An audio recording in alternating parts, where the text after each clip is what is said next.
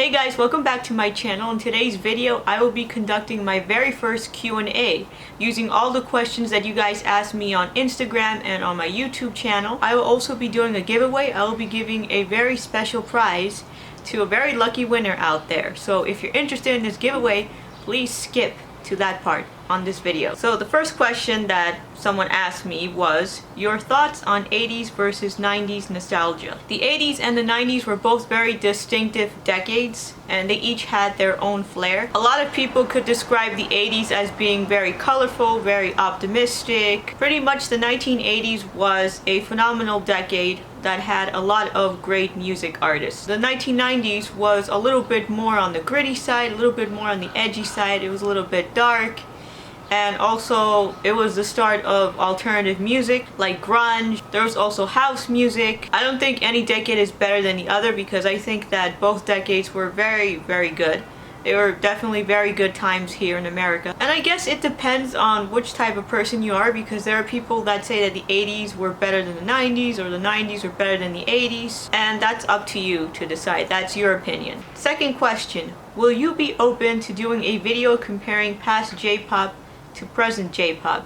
Yes sirree, I definitely will be doing a video on that topic because I'm a huge fan of old school J-pop from the 80s and 90s. They had their manufactured pop idols at that time, but they also had some outstanding idols at that time who produced their own music, like Chisato Moritaka. In my personal opinion, I think that modern day J-pop is not as good as the old school stuff because the old school stuff was definitely more memorable and the music was definitely outstanding. I really don't listen to modern day J-pop, but it would be a very interesting video to do, to talk about the past versus the present J-pop right now. Number 3, do you play video games? Yes, I do. I used to play a lot of video games when I was a lot younger because I had more time on my hands. Like after school, I would play on my PlayStation 2. I also had a Game Boy Advance, and I would just pretty much play all day long. I would spend hours and hours and hours playing my favorite games and getting frustrated whenever I wouldn't win. But because now I'm grown up, I'm in my late 20s right now, I really don't have time to play video games as much as I used to. I know that's really sad, and I've kind of lost my skills along the way. The last video game that I played was Kingdom Hearts 3 last year, and you can check that gameplay on my channel. I'm not such an avid gamer as I used to be when I was younger. It doesn't mean that I don't know how to play video games or I haven't heard of video games. I could talk about video games all day long, especially the ones from the past. Number 4, how do you deal with haters? I think I've discussed this topic over and over again on my channel. When you open up a YouTube channel, you're opening yourself up to all kinds of criticism. But the best criticism that you can take is constructive. And definitely don't take insults as criticism because that's completely different. So if someone is genuinely helping you, then you should take that criticism. But if they're insulting you, then you can just pretty much throw that in the trash. You're always going to have haters, and it just doesn't apply online. It also applies in the real world too. So you should be ready for that. There's a reason why they invented a block button. You can just press that button and block that person forever and they're out of your sight. It's a waste of time to be fighting with people over and over again, especially people who don't like you. Other than that, you're the moderator of your channel if you have a YouTube channel like myself, and you can block these people and report them, or you can choose to ignore them. Those are the only options that have been effective for me. Number 5, why do you make controversial videos?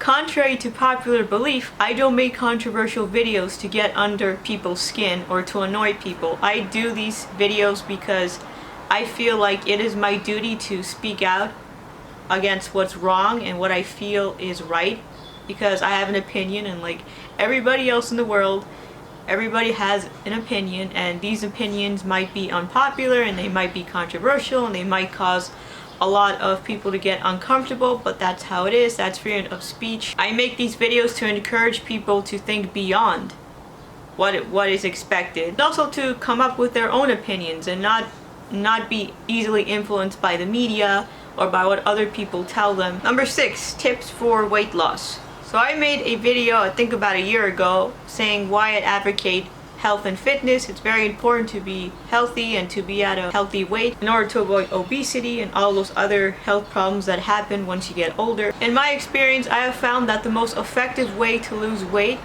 is 90% diet and 10% exercise. So you definitely have to be careful about what you eat. Make sure that you eat a lot of healthy foods like fruits and vegetables, and eat lean meats like fish and chicken. It's very important to also eat fruits, and just to watch what you eat and to eat very small portions. And definitely avoid all kinds of junk food, fast food.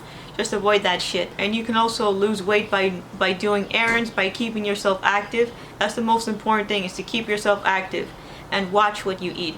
And you'll definitely lose weight that way. And remember that losing weight is not the end all be all. Well, it might make you happy because you'll feel a little bit lighter and you'll feel a little bit more confident, but at the end of the day, lose weight for yourself and don't lose weight for other people, because that's a waste of time to be impressing other people. Number 7, what are some underrated 80s flicks that you recommend watching? So there are 3 films that I highly recommend you guys watch, which are from the 80s. The first one that I recommend is a horror film. It is from Canada. It's called Hello Mary Lou, Prom Night Number 2. It's from 1987. That's a very good film if you're into horror movies.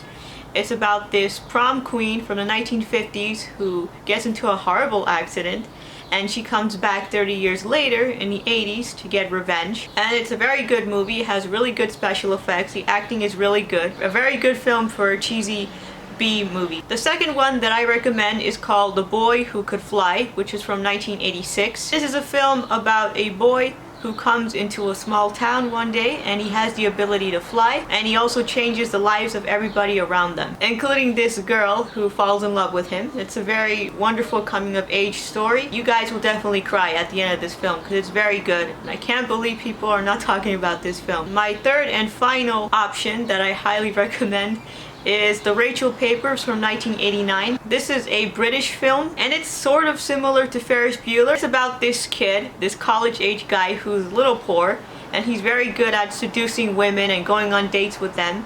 And then one day his life changes when he falls in love with this rich girl who's completely out of his league, and he tries to date her and see what she's all about. I love the soundtrack to this film, and it also has one of my favorite actors, James Spader, in it. Number 8, you look very young for your age. How come your appearance doesn't match your knowledge? Oh man, I get this one a lot. And unfortunately, because of my genetics, I look very, very young for my age, and a lot of people have told me this on the street, and I always get carded at events, especially when I have to buy alcohol or something else. People always say, oh, you look very young, you don't even look like you're 26. And people think that I act like my age, and unfortunately I don't act like my age. I act like I'm a whole lot older, because that's what people think when they first meet me. They think that I'm a normal 26-year-old, and I'm not. Unfortunately, once they get to know me and they start to figure out that I have more wisdom than any 26-year-old that they've met, they start to get a little scared and they back away. A lot of people are intimidated by my knowledge. Not that that's a bad thing. Most of my close friends think that's a good thing because I can give them advice on issues that they may have. Most of the wisdom that I've gone from experience. It's a good thing to be wise when you're young, because it will save you from a lot of trouble later on. Number 9, tips for people who want to start a YouTube channel. It's never too late to start a YouTube channel. I think anybody in 2020 can do it. You don't have to have fancy schmancy equipment if you're first starting out. You can use one of those little small tripods that don't really cost a lot.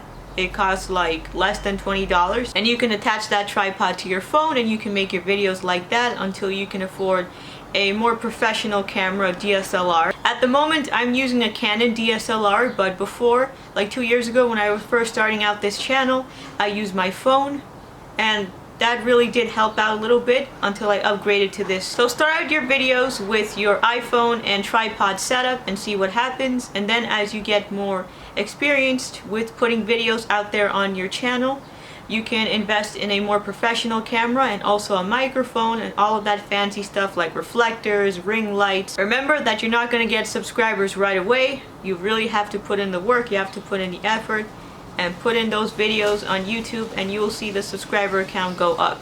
Especially if your videos are about popular topics or controversial topics like I make on my channel. Number 10. Advice on how to deal with a crush in real life. The thing about a crush is that it's mostly infatuation, it's not really real love, and you kind of fall in love more with the idea of the person instead of the real person. It's up to you to be brave and to put yourself out there and see if they actually like you back. I think most of the time everybody fears getting rejected. I think that's the #1 common fear that a lot of people have. But if you're brave enough to go for it, then go for it and see what happens. And if you get rejected or if that person's not interested in you, it's not the end all be all.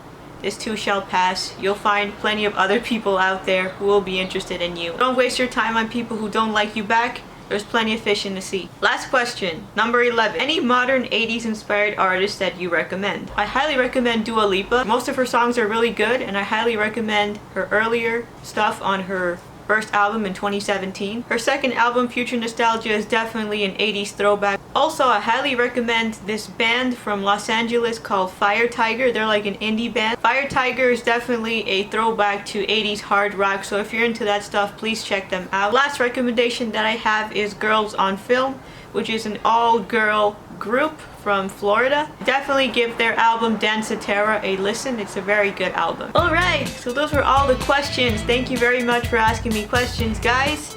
And thank you very much for the 100 subs. I'm very appreciative of your patronage. These are the instructions if you want to participate in this giveaway. This giveaway will last 1 week, so I will be announcing the winner 1 week from now. First thing that you have to do is type "I wanna rock" in the comment section down below of this video. Second, subscribe to my channel. And 3, follow me on Instagram at NewWaveRockerJ. And number 4, give this video a thumbs up. So that's 1 entry per person, and the winner will be chosen using a random name generator. The winner will be contacted via Instagram in order to ship the item to their address. And because of the whole coronavirus pandemic that's going on, I'm very sorry for you guys who live outside the US. You will not be able to participate in this giveaway. For those of you who live in the US, you are eligible to participate in this giveaway. If the winner does not respond, the entry will be annulled and a new winner will be chosen. No international entries, only domestic entries here in the US. The prize that I will be giving away is a Kingdom Hearts Mystery Keychain. And you may have seen one of these keychains on my Kingdom Hearts 3 video when I was talking about my thoughts on the game. And that's what you will be receiving in the mail if you win. Thank you very much for watching this video, guys. Please give it a thumbs up if you liked it. Also, comment down below and hit that subscribe button if you want to see more videos from me. Thank you very much for watching, guys, and please participate in the giveaway, and I will see you in the next video. Bye.